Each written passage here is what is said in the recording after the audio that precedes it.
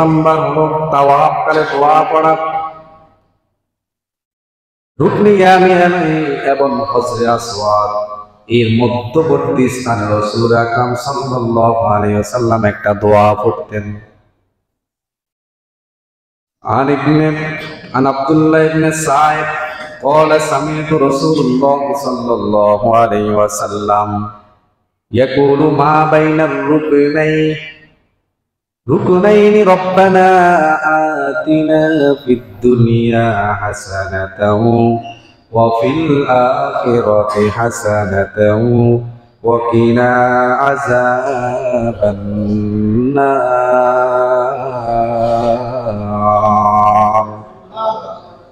رواه আবু দাউদ। 1892 নম্বর হাদিসের মধ্যে গেছে হযরত আব্দুল্লাহ ইবনে সাঈদ রাদিয়াল্লাহু তাআলা তিনি বলেন, আমি রাসূল আকরাম সাল্লাল্লাহু আলাইহি ওয়াসাল্লামকে উভয় রুকন এবং হজরে আসওয়াদ এবং রুকনে ইয়ামানির মধ্যবর্তী স্থানে এই দোয়াটা পড়তে আমি শুনেছি। জোরে বলি সুবহানাল্লাহ। কি করতেন রাসূল? রব্বানা আতিনা ফিদ দুনিয়া হাসানাতাও ওয়া ফিল আখিরাতি হাসানা ওয়া কিনা আযাবান নার।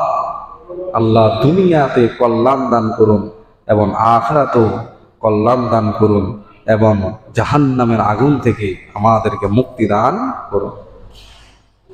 জাহান্নামের আগুন কঠিন আগুন, ওই জায়গার মধ্যে যখন হজরে আসওয়াদ এবং রুকনে ইয়ামানি ওই মধ্যবর্তী স্থানে যখন যেতেন তখন তিনি এই দোয়াটা করতেন, রব্বানা আতিনা ফিদ দুনিয়া হাসানাতাও ওয়া ফিল আখিরাতি হাসানা ওয়া কিনা আযাবান নার।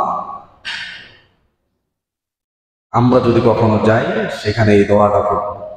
ওমা তাওফীক ইল্লা বিল্লাহ।